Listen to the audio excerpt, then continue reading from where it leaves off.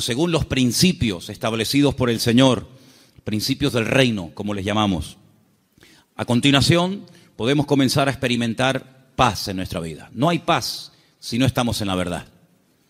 No hay una verdadera libertad, ni hay una seguridad y una estabilidad en nuestra vida, a menos que la verdad sea la base y el fundamento de nuestra existencia.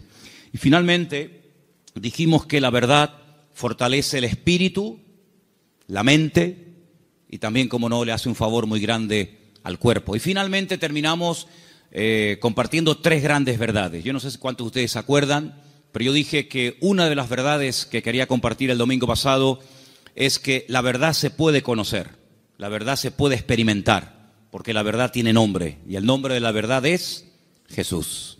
Jesús dijo: yo soy el camino, yo soy la verdad y yo soy la vida. Y si eso es verdad, y vimos que la segunda verdad es que Él volverá, y la tercera verdad dijimos que Dios no miente, basándonos en el texto del libro de Números, capítulo 23, verso 19. Dios no es hijo de hombre para que mienta. Lo que Dios ha prometido, y todo lo que Dios ha prometido es verdad, se va a cumplir.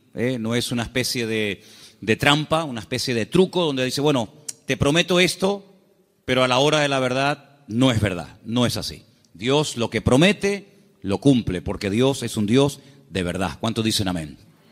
Quiero llevarles al Salmo 139, porque en esta tarde vamos a compartir, vamos a meditar sobre tres verdades más.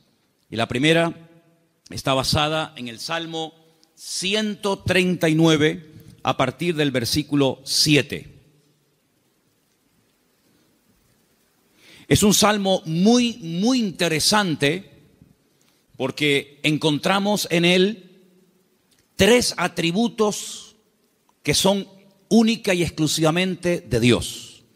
No son atributos ni características del ser humano. Estas tres cualidades o características solamente las tiene Dios. Y en este Salmo 139 aparecen estas tres. Hay salmos que aparece una, en otros salmos aparecen dos, pero en este casualmente, el Salmo 139, podemos encontrar la omnisciencia de Dios. Es decir, Dios todo lo sabe, todo lo conoce, pasado, presente, futuro, Dios lo sabe perfectamente. Y eso lo encontramos en este salmo. Encontramos la omnipresencia de Dios, es decir, Dios está en todas las partes al mismo tiempo. No significa que si está en un lugar se ausenta de otro, sino que la presencia de Dios lo abarca todo. Él está en todas partes, que no es lo mismo que decir en todas las cosas. Eso sería una aberración, decir que Dios está en las cosas. Dios está en todas partes, pero Dios no está en las cosas. Porque si estuviera en las cosas, pues que creeríamos en el panteísmo, de tal manera que gente se puede acercar a Dios a través de una oración a un árbol, otros a una estrella, otros a la tierra, etcétera, etcétera. Dios está en todas partes, pero no significa que esté en las cosas, de una forma visible, ¿no? Y finalmente, la omnipotencia de Dios. Dios no tiene ningún tipo de limitaciones, ni de espacio, ni de tiempo. Por eso encontramos a Dios con una definición muy breve, pero muy profunda. Es la profundidad de la sencillez de Dios. Que Dios es espíritu. No lo limita el tiempo, no envejece, no caduca. La Biblia ha sido escrita en un lenguaje humano, donde aparecen muchas figuras retóricas para explicar lo que Dios es y lo que Dios hace. Y hay una figura muy común en la Biblia que se llama antropomorfismos. Y es utilizar elementos del cuerpo humano para hablar de aspectos o características de Dios. La Biblia dice o habla del brazo del Señor, sobre quién ha creído nuestro anuncio y sobre quién se ha manifestado el brazo del Señor. La Biblia habla de los ojos de Dios, la Biblia habla de la mano de Dios, pero son simplemente eso, antropomorfismos, es utilizar un lenguaje conocido, un lenguaje humano, ¿verdad?, distintas partes del cuerpo, para describir la naturaleza de Dios en la vida de su creación, en la vida de los seres humanos. Hemos oído a veces escuchar como que la naturaleza tiene el libre albedrío de hacer cuanto quiera, y no es verdad. Las leyes de la naturaleza las estableció Dios desde el principio de los tiempos. Fíjense qué curioso que todas las leyes que el hombre ha ido descubriendo con el paso del tiempo son leyes que estaban ocultas a los ojos del hombre. El hombre no las ha inventado, simplemente las ha descubierto, ¿verdad? Pero son leyes que Dios estableció desde el principio de los tiempos. Y uno de los libros más profundos de la Biblia, que es el libro de Job, encontramos el peso de la tierra, encontramos los nombres de algunas constelaciones y estrellas, encontramos cómo el viento pesa, ¿verdad? Cosa que no se descubrió hasta muchos siglos después, y encontramos muchas cosas muy interesantes acerca de las leyes de la creación. Alguien dijo que lo creado es una manifestación de las ideas y de la voluntad de Dios hechas realidad, ¿vale? Dios hablaba y su palabra se materializaba. Poder que no transfirió al hombre, imagínense. Es un poder simplemente, o es un poder que solamente se limita a él. Dios habla y lo que Dios ordena se materializa, se cristaliza, ¿sí? Sea la luz o sea cualquier otro elemento. Ahora, en el Salmo 139 vemos estos tres atributos de Dios, repito, omnisciencia, omnipresencia y omnipotencia. Y a partir del versículo 7, el salmista se hace una serie de preguntas muy interesantes, pero las hace en forma de sorpresa. Aquí dice: ¿a dónde me iré de tu espíritu? ¿A dónde huiré de tu presencia? Si subiere a los cielos, allí estás tú. Si en el Seol hiciere mi estrado, he aquí, allí tú estás. Si tomare las alas del alba y habitar en el extremo del mar, aún allí me guiará tu mano y me asirá tu diestra. Si dijere, ciertamente las tinieblas me encubrirán, aún la noche resplandecerá alrededor de ti. Aún las tinieblas no encubren de ti, y la noche resplandece como el día. Lo mismo te son las tinieblas que la luz. ¿Cuántos dicen amén? Ahora, en la Biblia encontramos a ciertos personajes que por las circunstancias que estaban atravesando no les quedó más remedio que huir y esconderse de las personas que querían quitarles la vida. Por ejemplo, piensen en Moisés. Cuando él tenía 40 años, dice la Biblia que él, para mediar en una disputa, en una pelea, dice que él se levanta contra un egipcio y lo mata y lo oculta. Pero aparentemente se ve que su crimen, su asesinato no quedó, digamos, oculto. Y al día siguiente alguien le dice: ¿me vas a matar a mí como ayer mataste al egipcio? Y esto le produjo un pánico, le trajo un miedo tan grande a Moisés, que dice que tuvo que huir al desierto. Y se ve que no lo encontraron. Se ve que el faraón, que a lo mejor intentó encontrarlo, fue todo en vano, porque pasó 40 años en el desierto y la Biblia no dice en ningún momento que a Moisés lo localizaron y lo llevaron a Egipto y lo sentenciaron. Por lo tanto, supo huir y se escondió, pero tuvo que huir. Tenemos, por ejemplo, el caso de David. David es un joven que recibe el llamado de Dios, la unción, el respaldo de Dios siendo muy joven. El profeta Samuel derrama sobre él aquel cuerno lleno de aceite que tipificaba la unción que él tendría el día de mañana para ser el segundo rey de Israel. Y dice la Biblia que durante muchos años, David tuvo que huir y tuvo que escaparse y esconderse, porque Saúl estaba obsesionado con quitarle la vida. Y se ve que lo hizo bien, por supuesto, la bendición de Dios también estaba con él, porque Saúl nunca lo encontró, a pesar de que muchas veces estuvo muy cerca de echarle mano, incluso hasta de quitarle la vida. Así que vemos que hay hombres en la Biblia, seguramente hay otros, que tuvieron en momentos puntuales de la vida que huir. Pero lo que me llama la atención es que estas personas huían de hombres y fueron capaces de ocultarse de esos hombres, sea Faraón, sea Saúl, que querían quitarle la vida. Pero lo curioso es que en el primer libro de la Biblia, el libro del Génesis, el primer hombre intenta jugar al escondite con Dios. Porque dice la Biblia que cuando Adán peca, se esconde de Dios, como si Dios no supiera dónde está. Es decir, Adán está tratando a Dios como si fuera un hombre.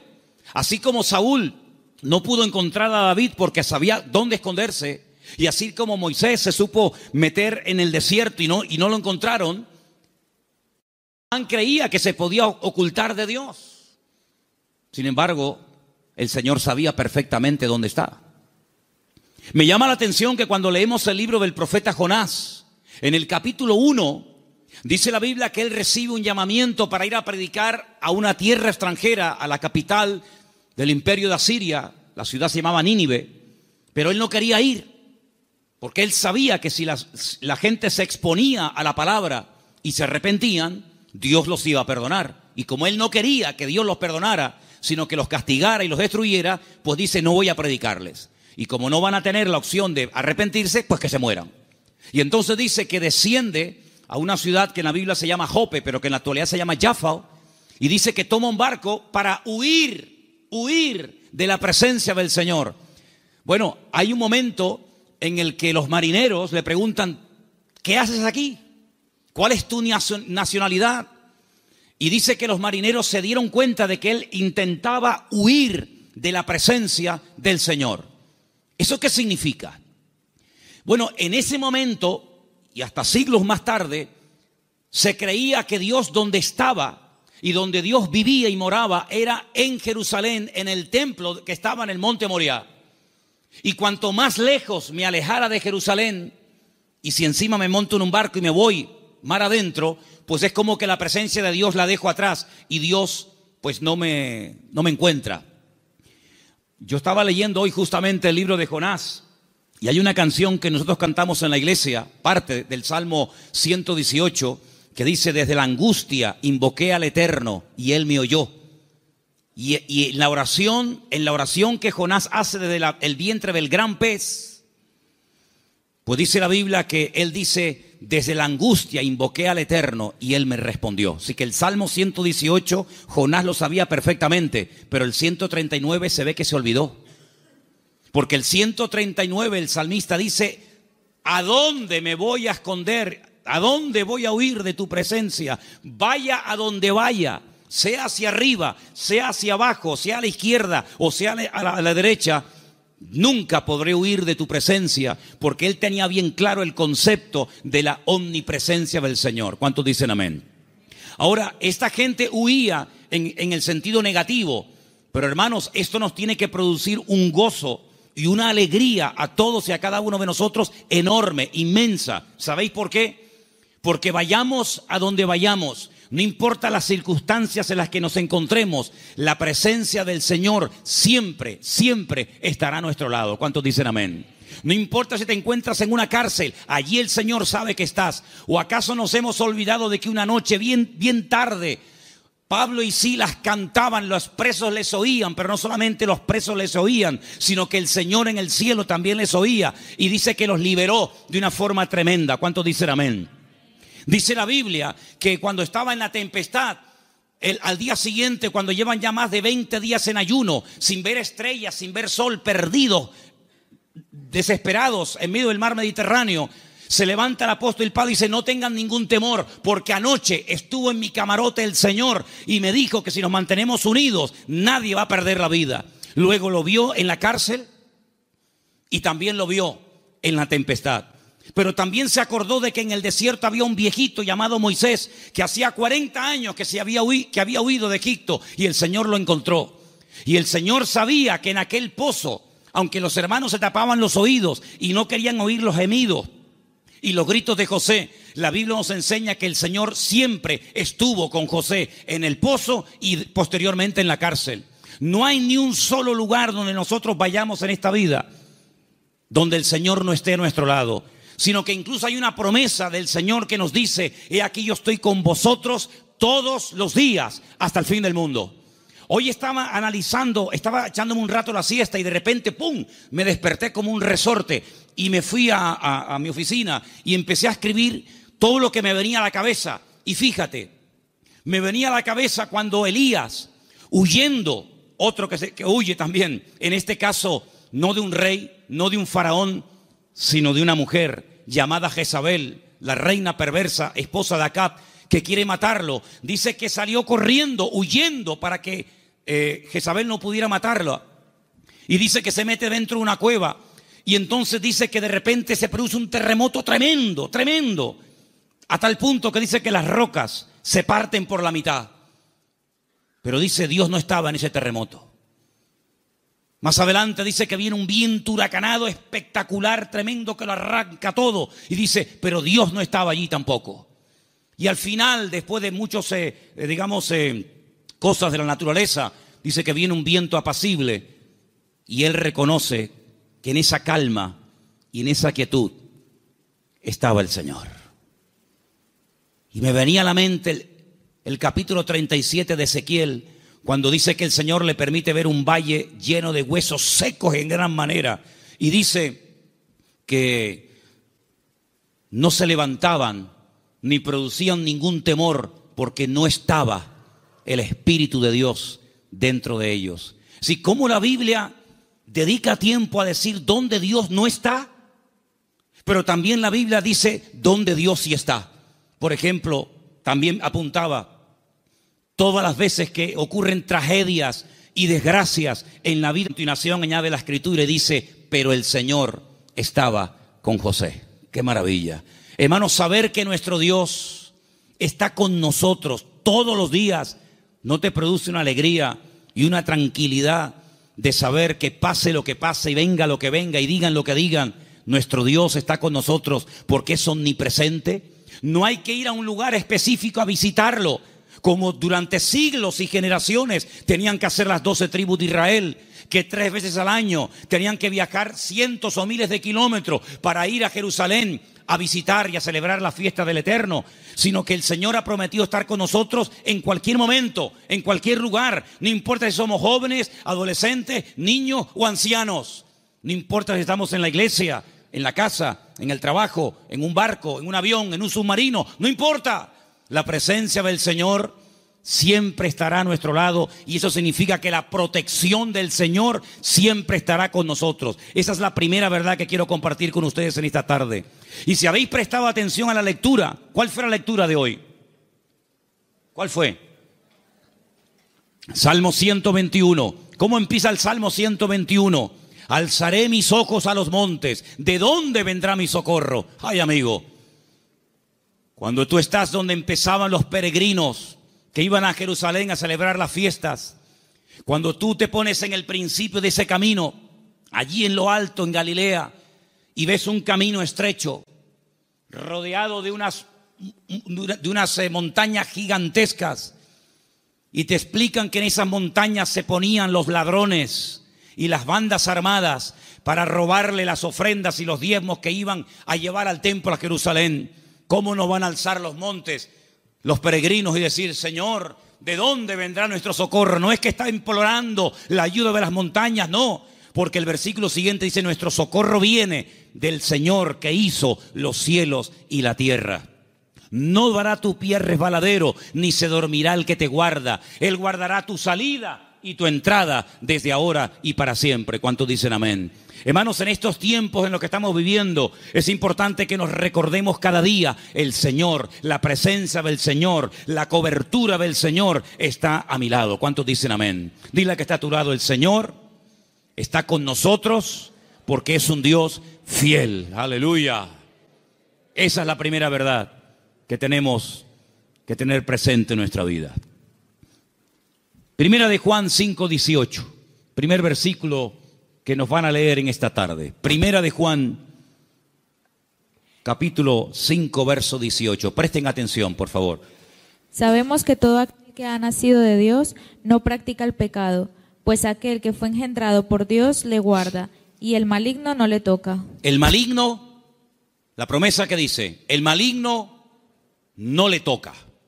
¿A quién no le toca? Al Hijo de Dios.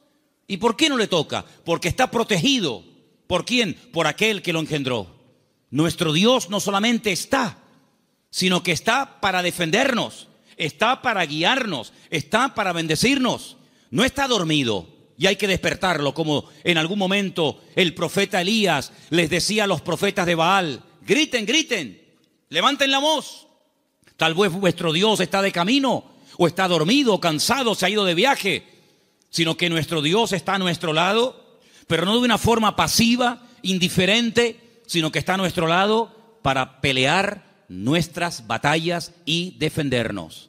¿Cuántas veces hemos mencionado el pasaje de cuando el profeta Eliseo, no Elías, Eliseo, se encuentra rodeado de enemigos y su criado Giesi se lo comenta y le dice: estamos rodeados, nos van a matar? Y el profeta Eliseo ora para que el Señor le abra los ojos espirituales a su criado incrédulo Giesi, porque le dice: más son los que están con nosotros que los que vienen contra nosotros. Y entonces él pudo ver por los ojos de la fe cómo la presencia del Señor estaba alrededor de aquella casa, y aquellos que venían a matarlos al final quedan ciegos y ellos los tienen que guiar hasta salir de la ciudad. Hermanos, ese es nuestro Dios, un Dios que ha prometido estar con nosotros todos los días. Estemos también nosotros con Él todos los días. ¿Cuántos dicen amén? Segunda y gran verdad que quiero compartir en esta tarde: el poder inmenso, ilimitado del nombre del Señor Jesucristo. Marcos capítulo 16, versículo 17 al 18. Presten atención, por favor. Y estas señales seguirán a los que creen. En mi nombre echarán fuera demonios, hablarán nuevas lenguas, tomarán en las manos serpientes, y si bebieren cosa mortífera no les hará daño. Sobre los enfermos pondrán sus manos y sanarán.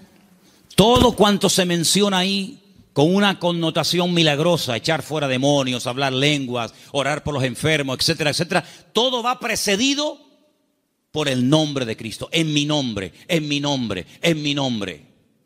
El Señor Jesucristo nos enseña en la palabra que cuando oramos los creyentes tenemos que orar en su nombre. Firme la oración. No oramos en nuestro nombre. No nos acercamos a Dios con nuestros méritos, sino que oramos en el nombre del Señor Jesucristo. Y en el libro de Filipenses, el capítulo 2, nos da una pincelada, una explicación del poder tremendo de ese nombre. Presten atención. Después de humillarse, después de despojarse de toda su gloria y dignidad, después de haberse hecho siervo y estando en la condición de hombre, se humilla hasta lo sumo y muere de una forma terrible, como era la muerte de cruz, y haciéndose obediente hasta la muerte. A continuación de eso dice: por lo cual Dios lo exaltó hasta lo sumo, a lo máximo, y le dio un nombre sobre todo nombre. Y ahora escucha versículo 10: para que en el nombre de Jesús se doble toda rodilla de los que están en los cielos, en la tierra y debajo de la tierra, y toda lengua confiese que Jesucristo es el Señor, para gloria de Dios Padre. El poder del nombre de Cristo, no somos conscientes de lo poderoso que es mencionar ese nombre. Los demonios huyen y tiemblan cuando se menciona el nombre de Jesucristo. Es un nombre de poder, es un nombre de autoridad. No hay nada ni nadie que se resista al poder del nombre de Cristo. Una vez escuché a un predicador que vino a Las Palmas hace muchos años. Había sido misionero en África. Y un día no se le ocurre otra cosa más que ir a una tribu de caníbales. Y dice que mientras dormía en una choza durante la noche, hay un momento en el que él se despertó y ve a un caníbal con un garrote a punto de darle un palo en la cabeza y matarlo. Dice que fue algo tan rápido, no había tiempo para decir: hermano, vamos a orar, espérate un momentito. Dice que solamente dijo: Jesús. Solamente mencionó el nombre del Señor. Y dice que se le cayó ese garrote de la mano a este hombre y salió corriendo. Hermanos, hay millones de testimonios de personas que han sido sanadas, liberadas, salvadas, bendecidas y transformadas por el poder del nombre de Jesucristo. Es un nombre que tenemos que utilizarlo cuando oramos, cuando hacemos cualquier cosa: conducir, estudiar, trabajar, salir, entrar. porque no solamente es una sugerencia, no solamente es una propuesta, una idea que les lanzo, sino que es un mandamiento bíblico. Vamos a leer en Colosenses 3:17. Fíjense cómo la Biblia nos enseña lo que estoy diciendo en esta tarde. Colosenses 3:17, por favor. Y todo lo que hacéis, sea de palabra o de hecho, hacelo todo en el nombre del Señor Jesús. Todo. Dando gracias a Dios, Padre, por medio de Él. Todo lo que hacéis, todo lo que habláis, hacerlo todo en el nombre del Señor Jesucristo. Cuando se monten en el coche a conducir, Señor, en tu nombre pedimos que nos traigas y que nos lleves de regreso a casa con tu paz y con tu bendición. Cuando vayas a un examen, cuando vayas a prepararte para hacer un examen o estudiar, Señor, yo me preparo, yo estudio, yo memorizo, pero yo pido que en tu nombre este examen salga bien, Señor. Cuando vas a trabajar o cuando vas a buscar trabajo, cuando vas a dormir, cuando vas a levantarte, todo lo que hacemos y todo lo que decimos, dice, hacedlo todo en el nombre de nuestro Señor Jesucristo. ¿Cuántos dicen amén? Y vas a ver cambios, vas a ver algo diferente en tu vida, porque ese nombre es un regalo, permítame la palabra, que Dios le ha dado al creyente, a sus hijos, a su pueblo, a su iglesia, para que lo use. El Señor Jesucristo le dijo un día a sus discípulos, no habéis recibido nada porque no os habéis atrevido a orar en mi nombre, pero a partir de ahora, todo lo que pidáis en mi nombre, os lo daré, para que mi Padre sea glorificada en esa petición. ¿Cuántos dicen amén? Así que esta es la segunda verdad que tenemos que interiorizar en nuestra vida. Tenemos un nombre, hermanos, un nombre de autoridad en el cielo, en la tierra donde vivimos ahora mismo y aún debajo de la tierra. Un nombre que no tiene limitaciones de ningún tipo. Pues vamos a usarlo, porque la Biblia dice que es el regalo del Padre al Hijo, un nombre que es sobre todo nombre, para que en ese nombre se doble toda rodilla de los que están arriba en el cielo, en la tierra y aún debajo de la tierra, y toda lengua confiese que Jesucristo es el Señor, para gloria de Dios Padre. Dice también en un versículo que vamos a leer a continuación, en Proverbios 18:10, nos pone un ejemplo gráfico de la protección que proporciona el nombre del Señor, el nombre de Dios. Proverbios 18:10, por favor.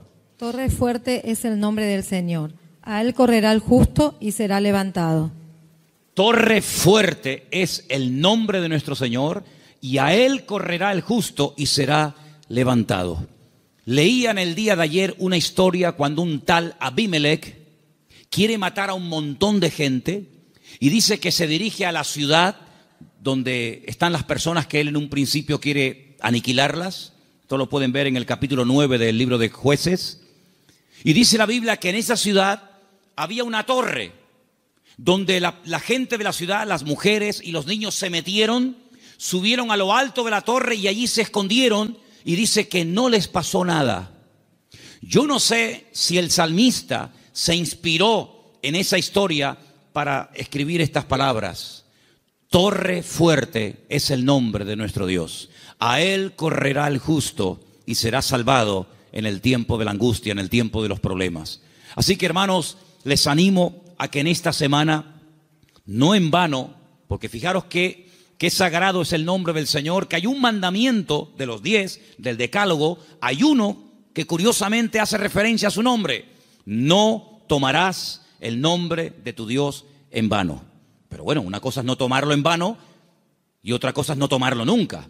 Por lo tanto, cuando menciones el nombre del Señor, que la gloria, una vez obtenida la respuesta a esa petición o a esa necesidad, que la gloria no sea para ti, sino que la gloria se la lleve el Señor. ¿Cuántos dicen amén? Hay también una tercera verdad que quiero compartir esta tarde. Y para los que no estuvieron, el otro día aquí en la iglesia, el día jueves, en la carta de Pablo a Tito, una carta pequeñita que está por ahí por el Nuevo Testamento, ustedes la tienen también, no les quepa la menor duda. El apóstol Pablo deja a Tito en la isla de Creta para que impida que se mezclen o que se metan en la iglesia falsas enseñanzas, falsas doctrinas, etc. Y una de las cosas que el apóstol Pablo le decía a este joven pastor es que en la iglesia tiene que haber, a nivel de cuerpo, una sana doctrina, y que el liderazgo, los ancianos que él iba a nombrar para que ocuparan cargos de responsabilidad en la obra, Tenían que ser personas con una serie de características, algunas eran prudentes, con paciencia, serios, sobrios, etc. Pero lo que me llamó la atención es que dice, y el liderazgo tiene que tener una fe sana. Bueno, literalmente dice, que sean sanos en la fe. Y esto despertó mi curiosidad, porque la tercera verdad que quiero que en esta tarde escuchen ustedes y quiero compartir es el poder que tiene el cuerpo, el pueblo del Señor, siempre y cuando la fe de esa iglesia sea una fe sana. Y algunos dirán, pero ¿cómo que una fe sana? ¿Es que acaso hay una fe que no es sana? Pues sí. La fe a veces se puede enfermar. De hecho, vimos el jueves, repasamos un poco, que hay un momento puntual en el ministerio del Señor Jesucristo en el que algunos discípulos vienen y le dicen, Señor, nos ha pasado algo y queremos contártelo. Hemos entrado a una ciudad y no nos han querido recibir. No han sido hospitalarios, han sido fríos. Incluso nos han pedido que nos marchemos de la ciudad, que no quieren saber nada de ti, de tu ministerio ni de tus palabras. Y le dicen ellos al Señor, y uno de ellos era nada más y nada menos que Juan. ¿Quién lo diría? Señor, ¿quieres que oremos para que caiga fuego del cielo y los destruya a todos? Oye, qué fe, ¿eh? Ellos creían que si oraban y que cayera fuego del cielo, el Señor respondería a sus oraciones. Pero el Señor dice, alto. No. Ese espíritu no es el que debe de caracterizar a un discípulo mío. La fe no es para destruir. La fe es para edificar. Si en todo lugar donde no nos escuchan vamos a pedir fuego, vamos a prenderle fuego a todo el país. Y una vez dije, ¿por qué se creen ustedes que el Señor se llevó al profeta Elías? Porque como siguiera como seguía, le iba a prender fuego a todo el país. El único que iba a quedar con vida era él. Pero saben, hermanos, esa es una fe distorsionada. Es una fe mal encaminada. Es una fe que como una especie de lámpara de Aladino, te crees que todo lo que pides tienes que recibirlo. Y no está basada en la razón, no está basada en la palabra, en el sentido común, sino está basada en una emoción, en un rechazo que sientes hacia una gente que no te ha querido escuchar. Y es una fe que no tiene nada que ver con una fe sana, que es la fe que tiene que tener el creyente. Es una fe totalmente distorsionada, una fe que no es la que yo quiero que ustedes tengan. Luego Pablo también hablaba de que había gente que tenía fe fingida. Fe fingida. Y Pablo dice a Timoteo, yo doy gracias a Dios que la fe que tú tienes no es fingida. Porque la fe que tú tienes primeramente la tuvo tu abuela y después se la traspasó a tu madre y ahora la tienes tú. Y dijimos que esa fe no fingida tiene que ver con una fe sincera, sin mezcla, sin hipocresía. Otra versión dice sin engaño, sin máscara. Hablamos también acerca de que hay fe, hay gente que tiene fe, pero es una fe muerta. Tienen fe, pero está muerta. ¿Y cuál es la fe muerta? La que no produce obras. Dice la Biblia, la fe sin obras está muerta.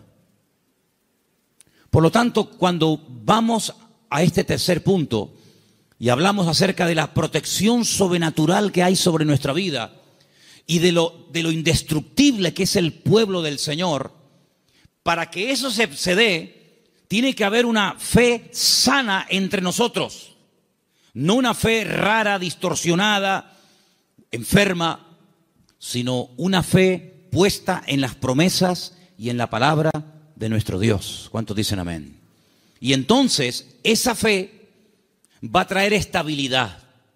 Esa fe va a traer una revelación del verdadero Dios al cual tenemos que honrar, adorar y servir. Porque yo creo con todo mi corazón que la forma como oramos, la forma como nos planteamos nuestro estilo de vida, las decisiones que tomamos o no, es decir, todo lo que hacemos en la vida como creyentes, gira en torno al concepto que tenemos de nuestro Dios. Es decir, si nuestro concepto de Dios está equivocado, por mucha fe que tengamos, no estamos actuando correctamente. Y volvemos al principio del mensaje de hoy. Jonás creía que había lugares donde se podía esconder de Dios y Dios no encontrarlo. Dice que él huía de la presencia de Dios, huía del llamado de Dios, de la responsabilidad. ¿Por qué? Porque no quería cumplir con el llamado de Dios. Y hace exactamente lo mismo que hizo Adán en el jardín del Edén: huir, esconderse de Dios. Y él creía que uno se podía esconder de Dios. Y él actuaba en base a esa creencia equivocada. Por lo tanto, es muy importante que nosotros nos preguntemos de vez en cuando, a la luz de las Escrituras, si la forma como yo estoy orando y pidiendo las cosas, si la forma como yo estoy viviendo mi relación con el Señor es una relación basada en una fe sana o en ideas distorsionadas y equivocadas. Porque hay personas que se imaginan que Dios, como acabo de decir, es esa especie de lámpara de Aladino que frotamos y Dios tiene que estar a mi servicio las 24 horas del día y Dios tiene que complacerme en todo lo que le pido y en todo lo que quiero. Y no es así. Hay momentos en los que puedes tener una fe tremenda y Dios decir a tu oración: no. Puede ser que tengas una sinceridad y un deseo tremendo de hacer algo para el Señor, genuino, bíblico, correcto, pero a ti no te corresponde hacer esa operación, hacer ese trabajo. Como por ejemplo el rey David, que quería construirle una casa a Dios. Y Dios le dijo: tú no la vas a edificar, la edificará la siguiente generación en la persona de tu hijo Salomón. Hay momentos en los que el mismo apóstol Pablo quería ir a ciudades a predicar el evangelio. ¿Será bíblico predicar la palabra? Por supuesto. Es un mandato del Señor, claro, id por todo el mundo y predicar el evangelio. Pero también hay que decirlo que hay momentos en los que el Pablo quería ir a ciertos lugares a compartir y el Señor le decía: no, ahí no, en Bitinia no. Bueno, pues me voy a Misia. No, ahí tampoco. Y uno dice: pero Señor, ¿no es tu voluntad ir a predicar a todas partes tu palabra? Sí, pero cada sitio y cada persona tiene su momento y tiene su lugar. Y ahora no es el momento de ir aquí, ahora es el momento de ir allá. Y Pablo, que era sensible a la voz del Espíritu, Pablo, que era una persona que se dejaba tratar y moldear, pues no era un niño caprichoso con la pataleta que cuando no le das la chupeta se pone a montarte un lío tremendo, sino que decía: bueno, pues si no es por aquí, será por allá. En otras palabras, no se venía abajo, no se derrumbaba, no se desanimaba, sino que él seguía probando, hasta que al final encontró el lugar idóneo donde el Señor quería llevarlo y usarlo. Por lo tanto, es muy importante que la iglesia interiorice esta verdad. El Señor nos quiere usar. Tenemos que cumplir con nuestras responsabilidades. Por supuesto que sí. Pero ¿estaré yo preparado para eso que quiero hacer? La Biblia nos enseña que cuando José era un joven, ya él sabía lo que Dios quería hacer con su vida.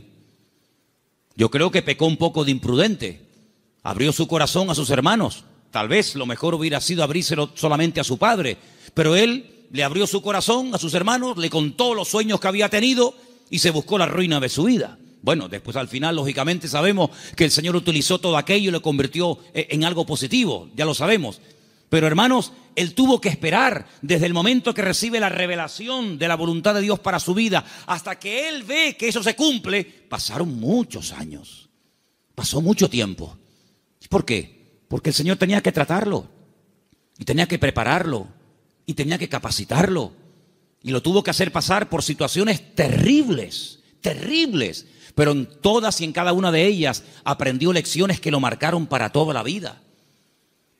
Y cuando llegó el momento, el Señor lo levantó y el Señor lo utilizó. Por eso, amados hermanos, ¿en qué momento, en qué etapa del camino te encuentras?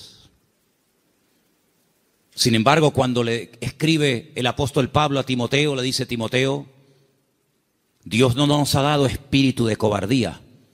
Probablemente estaba pasando por un momento de temor frente a semejante responsabilidad. Pablo dice: Dios no nos ha dado espíritu de cobardía y no te tienes por qué avergonzar de mis cadenas. Cuando te pregunten dónde está tu apóstol Pablo, dónde está el fundador de la iglesia, no te avergüences de mis cadenas, da testimonio de ellas. Y te recuerdo que tienes que cumplir con tu ministerio. Y te recuerdo que tienes que predicar la palabra a tiempo y fuera de tiempo. Y te recuerdo que tienes que cuidar tu salud. Y te recuerdo que no le des lugar a los comentarios de la gente que te menosprecian por la edad que tienes, etcétera, etcétera, etcétera. En otras palabras, ¿por qué le exige que sufra? Sufre, pelea, predica, con ganas y sin ganas, a tiempo y fuera de tiempo. ¿Por qué? Porque sabe que está en una etapa de la vida en la que a él se le puede exigir, pero a otras personas Pablo no les exigía tanto. ¿Por qué? Porque no habían llegado al nivel y a la madurez que Pablo entendía que Timoteo ya tenía. Por lo tanto, en base a tu conocimiento, en base a tu madurez, en base al desarrollo que tú tienes en el Señor, se te exigirá más o se te exigirá menos. Pero todo creyente que forme parte del cuerpo de Cristo, el cual llamamos iglesia, tiene que asumir las responsabilidades que le corresponda. Y yo, por ejemplo, en esta tarde, tengo aquí una pequeña lista de cosas en las cuales todos sí podemos, a pesar de que lleven poco tiempo o mucho tiempo, todos sí podemos cumplir con ellas. Por ejemplo, con la puntualidad. Yo doy gracias al Señor de que en esta iglesia, salvo raras excepciones, siempre se empiezan los cultos a su hora. ¿Sí o no? Ah, ¿no? ¿Dicen que no? Ah. Hemos estado en algunas iglesias donde el culto se ha empezado media hora tarde. Y durante la predicación aún sigue entrando gente. Y decirnos a algunos miembros de la iglesia, en esta iglesia siempre ha sido así. Es imposible empezar un día a tiempo. Bueno, yo doy gracias al Señor de que por lo menos en eso no somos malos, ¿no? Sino que generalmente solemos ser puntuales. Cuando se propone o se expone a la congregación un proyecto, una idea o algo, generalmente un altísimo porcentaje de la congregación responde apoyando pues dicha actividad o proyecto o lo que sea. En otras palabras, hermanos, la iglesia va a crecer en la medida en la que tú crezcas. La iglesia, cuando hablamos de iglesia, ¿qué es la iglesia? La iglesia eres tú, y tú, y tú, y cada uno de nosotros. Y la iglesia, ese concepto a veces tan abstracto, como dice la iglesia ¿qué es? Pues la iglesia eres tú. La iglesia tendrá la madurez de todos y cada uno de nosotros. Pero esa madurez, ¿dónde la aprendemos? ¿Aquí o ya venimos con ella de casa? Después del culto hoy, queremos reunirnos unos poquitos minutos con los padres de los chicos que en este momento, ahora mismo, están en la escuela dominical. ¿Por qué? Porque una de las cosas que tenemos que entender es que la iglesia, por ejemplo, en los domingos, la escuela dominical, es un refuerzo a lo que teóricamente los niños ya aprenden de sus respectivos padres en el hogar. ¿Cuántos dicen amén? Es decir, si ustedes no oran a la hora de la comida, difícilmente, por más que se lo enseñen ahora mismo las hermanas que están allí con esos niños, que hay que orar dándole gracias al Señor por la comida que entra por nuestra boca, si después durante la semana, que es muy larga, hasta el próximo domingo, no ven a papá y no ven a mamá orando un momentito, dándole gracias al Señor por los alimentos, pues le vamos a hacer al niño, perdonen la palabra, un cacao, porque le estamos enseñando algo en la iglesia que luego ustedes no lo apoyan. Es decir, que lo que aprendan aquí, luego vean la práctica en el hogar. ¿Cuántos dicen amén? Si, por ejemplo, un niño un día en una escuela dominical tiene una clase donde, por ejemplo, no sé, se le habla del perdón, pues que cuando lleguen momentos puntuales, pues que el niño vea que en casa la asignatura del perdón se aprueba con sobresaliente y no siempre con suspenso. Y simplemente quiero ponerles un ejemplo. Porque la tercera verdad que estoy tratando de compartir esta tarde es la importancia de la iglesia en el mundo y cómo la iglesia es indestructible siempre y cuando cumpla con los requisitos bíblicos establecidos por el Señor en su palabra. ¿Dónde aprendió José a perdonar, a reconciliarse, a llevarse bien con otras personas? ¿Dónde lo aprendió? ¿En Egipto? ¿En Egipto lo aprendió? No, lo aprendió en el hogar, lo aprendió en casa. Yo no sé, supongo que sí, ya es especular. Si algún día Jacob, que era su padre, explicó en casa el motivo por el cual se iban de un país a otro. Me imagino que sí. Yo me imagino que un día Jacob habrá juntado a Raquel, a Lea, a sus hijos y les habrá dicho: chicos, nuestro tiempo se ha terminado con el tío Labán. Volvemos a Canaán. Y quiero contarles algo. Hace 22 años salí de mi tierra y ahora volvemos. Pero hay una pequeña cosa que tengo que comentarles. Yo no vine aquí porque quería en el fondo venir. Yo vine aquí casi forzado por las circunstancias. Vine aquí porque el tío Esaú, vuestro tío, mi hermano, me quería matar. Y ahora volvemos y no sé lo que nos vamos a encontrar. La Biblia dice que él toma una serie de medidas, muy particulares, por cierto.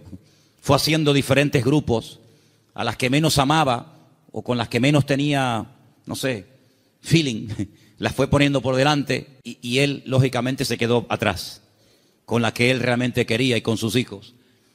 Y le llega la noticia de que el tío Esaú viene con 400 hombres armados, hasta los dientes. Y entonces él se va a la montaña a orar. Y es allí cuando tiene un encuentro con el Señor que lo cambió para toda la vida. Y es allí donde pelea con un ángel. Y dice la Biblia que allí donde Dios le cambia el nombre de Jacob por Israel. Y al día siguiente llegó el momento de la verdad, amigo. Llegó el momento de a ver qué pasa. O se acaba todo o empieza todo. Y allí se va José con su padre, con sus hermanos. Y allí dice la Biblia que Jacob y Esaú se abrazaron, se perdonaron, se reconciliaron y todo se solucionó. Y allí estaba José, la primera vez en su vida que veía al tito Esaú, la primera vez en su vida que veía algo tan impactante que sin lugar a dudas lo marcó, porque esa reconciliación entre el tío y su papá lo marcó de tal manera que años más tarde, cuando él es vendido por sus propios hermanos, cuando él se da a conocer a ellos y les revela su identidad y les dice yo soy José, no tiene ni la más mínima gota de rencor, de remordimiento en su corazón, porque él aprendió de una forma objetiva lo que era el perdón y la reconciliación en su familia. ¿Y qué es lo que hace? Él después proyecta en los demás lo que en el hogar aprendió de una forma práctica.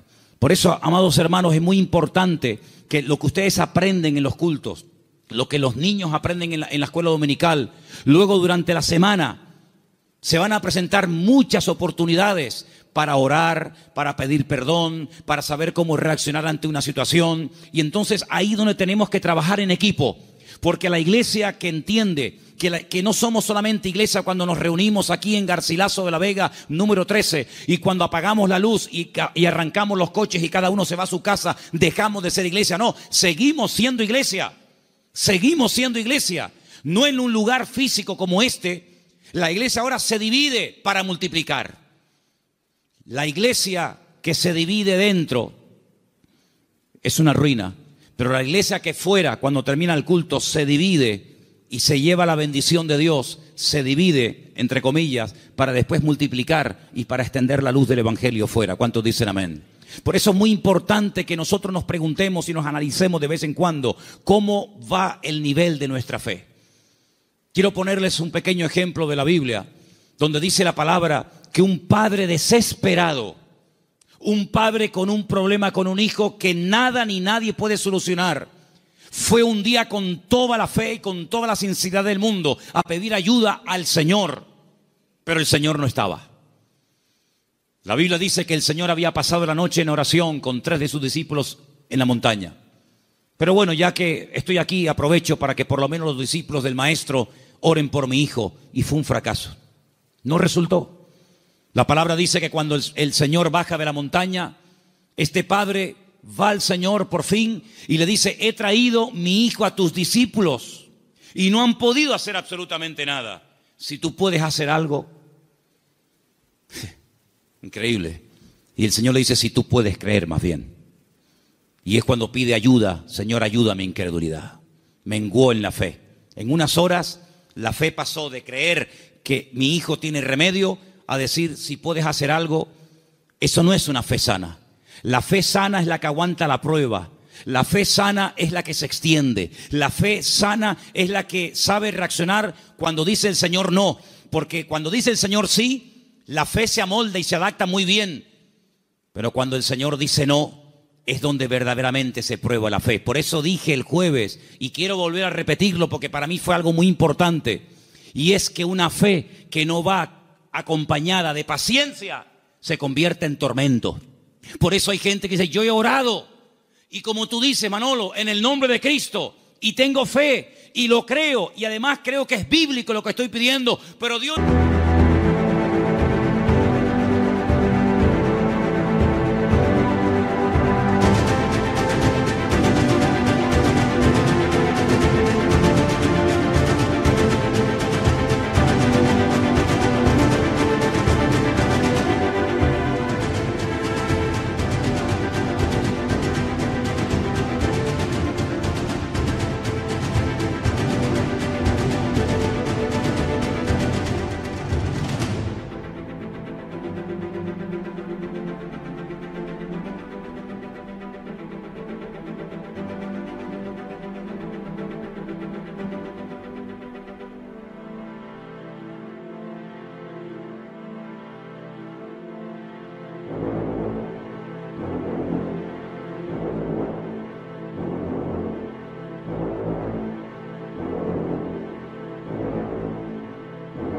me responde. Pero es que la fe sin paciencia se puede llegar a convertir en un tormento.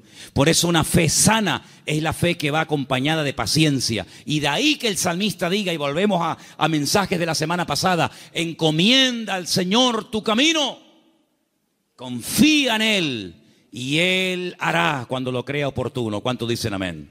Por eso la iglesia, claro que es indestructible. Hay promesas que las puertas del infierno no prevalecerán contra el pueblo de Dios. Pero siempre y cuando el pueblo de Dios se mantenga alineado y siempre y cuando el pueblo del Señor tenga ese mismo sentir. Permítame llevarles al libro de Filipenses, por favor.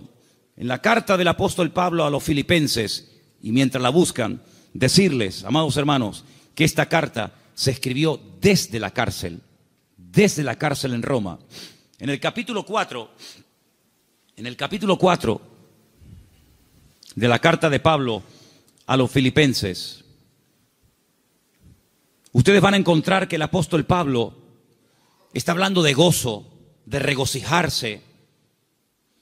Y uno dice, pero ¿cómo es posible que en semejantes circunstancias el apóstol Pablo escriba una carta cuya palabra más repetitiva es la palabra gozo y alegría?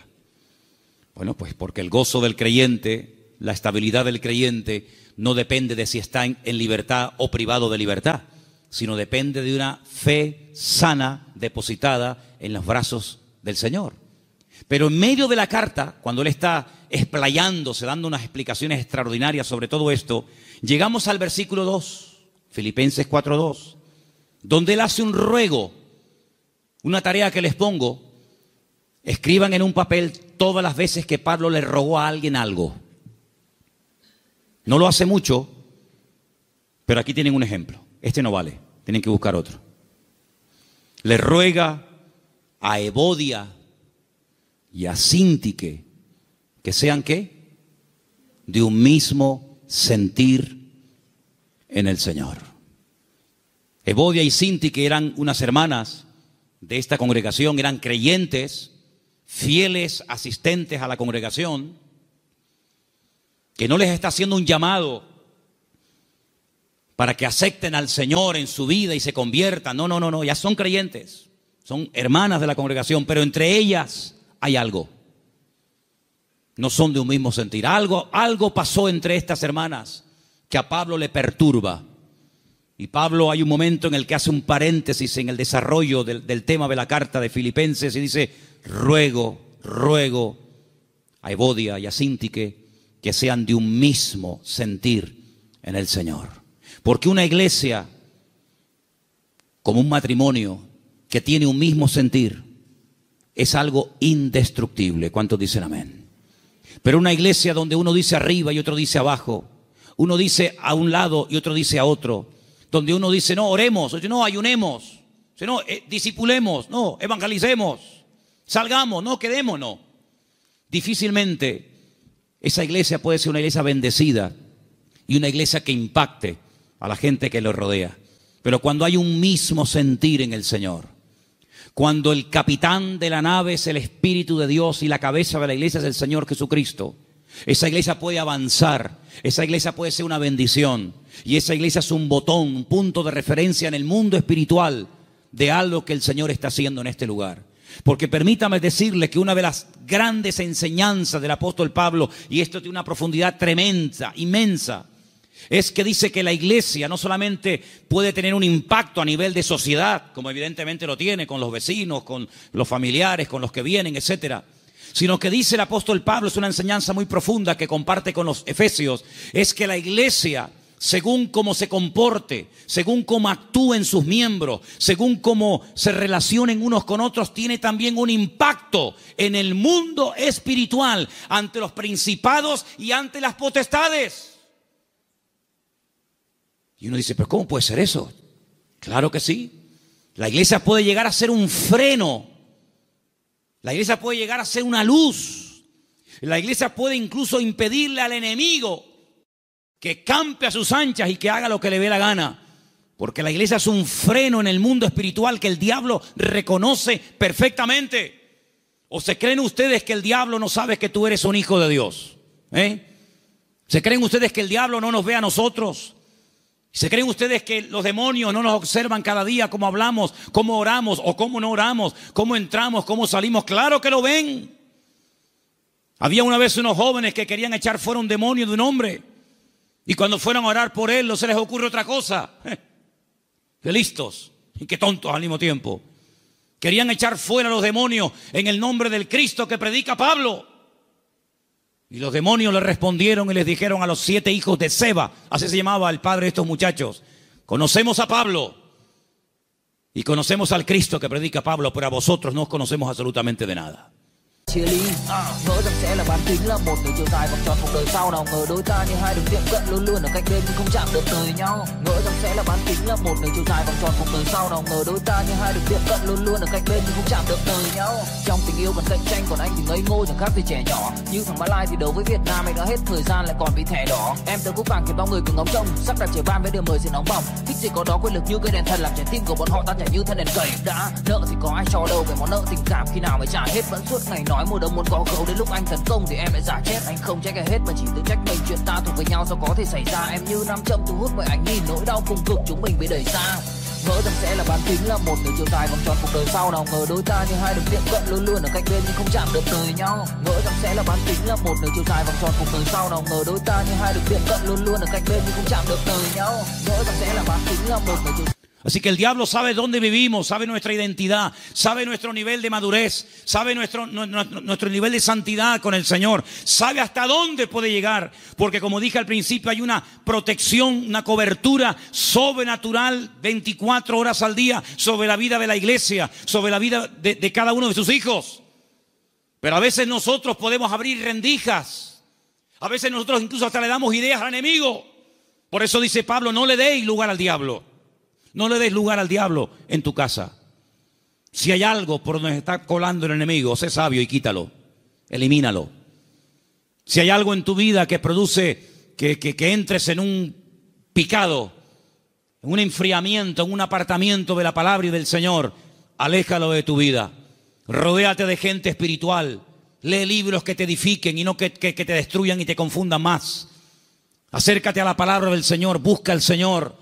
Porque cuando tú te metes en la presencia del Señor, todo lo que tú aprendas, todo lo que tú recibas, todo lo que tú crezcas, después cuando vengas a la congregación, aunque no hayas abierto la boca y nadie se haya enterado que has entrado ni que has salido, te puedo asegurar que tu vida en el mundo espiritual produce un impacto. ¿Cuántos dicen amén?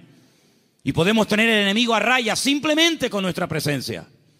Por eso, amados hermanos, estas 3 verdades: la protección y la presencia del Señor permanente sobre nuestra vida, el poder y la autoridad del nombre de Jesucristo, y la responsabilidad y el privilegio de formar parte del pueblo del Señor. ¿Que saben cómo lo define el Señor? ¿Saben cómo nos define nosotros el Señor? Real sacerdocio, nación santa, pueblo adquirido por Dios, para que anunciemos las virtudes de aquel que nos llamó de las tinieblas a su luz admirable. El concepto que tiene el Señor de su iglesia es tan grande que dice: para mí, mi iglesia, tú y tú y tú y yo y cada uno de nosotros, Él dice: ustedes son mi cuerpo. Yo soy vuestra cabeza, pero vosotros sois mi cuerpo en la tierra. Somos los ojos, las manos, la boca de Cristo en esta sociedad donde Él nos ha puesto. Y amados, yo les digo algo, lo dije la semana pasada y lo quiero repetir ahora. El mundo está cambiando tan rápidamente que las iglesias van a ser lugares donde mucha gente desesperada, vacía, confundida y desorientada va a venir buscando ayuda. Cherish every moment, every day. For your love has lit my path in everywhere. In the tender touch of your hand, I find the strength to rise and stand. Through every trial, every tear we've shed, your love's been the shelter where I find my bed. For your love's been my anchor in life's stormy seas, a beacon of hope guiding me to be free.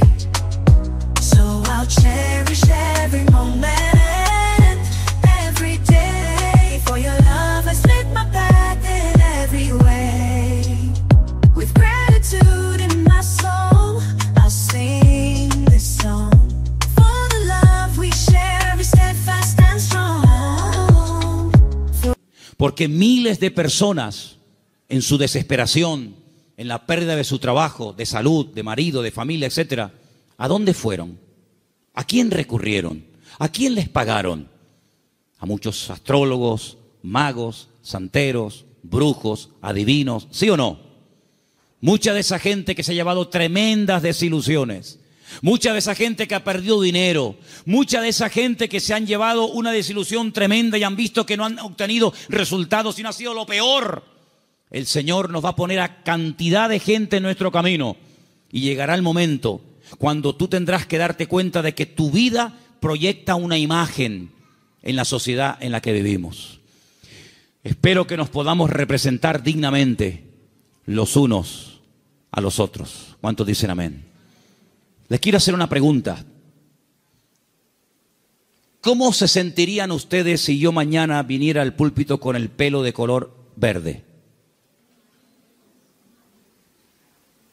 ¿No les gustaría, hermanos, un cambio de look en el pastor? Unos tatuajes, unas cadenas, unos piercing. ¿Cómo se llama eso que se pone en las orejas? No, zarcillos no, lo otro. Dilataciones, unas dilataciones. ¿Qué les parece? Como que no, ¿verdad? Como que no. Tal vez a una parte, a un grupo de personas que digamos que se visten y actúan así, no sé, tal vez a lo mejor les haría gracia un tiempo que un señor ya de cierta edad, llamado pastor, se vista así. Pero son más los que dejaríamos de alcanzar que los que alcanzaríamos con esas pintas, ¿sí o no? Pues sabe una cosa, hermano, cuiden su imagen pública, porque usted, como hijo de Dios, tiene que dar una imagen sana y digna del Evangelio. No decimos, no, es que yo hago lo que me da la gana, porque yo lo siento así. Hermano, interiorice esta verdad en su vida. La forma como usted habla con sus compañeros de trabajo, con sus clientes, con los amigos en el barrio, con tus familiares, etcétera. En cierto sentido, tú eres un embajador del cuerpo de Cristo, de la iglesia del Señor, en medio de la sociedad en la que vivimos. Por eso cada vez que vayas a hablar, a decir algo, a opinar, a aportar algo, piensa en esto. Lo que voy a decir te glorifica a ti, Señor. Lo hago en el nombre de Cristo. Tú lo harías y estarías contento con la imagen que estoy proyectando de ti. Estas verdades tienen que calar hondo en nuestra vida y tenemos que ser responsables, no solamente ante Dios, sino asumir que todo lo que hacemos y decimos en la vida tiene que ser hecho decentemente y con orden en el nombre del Señor. ¿Cuántos dicen amén? Vamos a orar. Cierra tus ojos en esta tarde.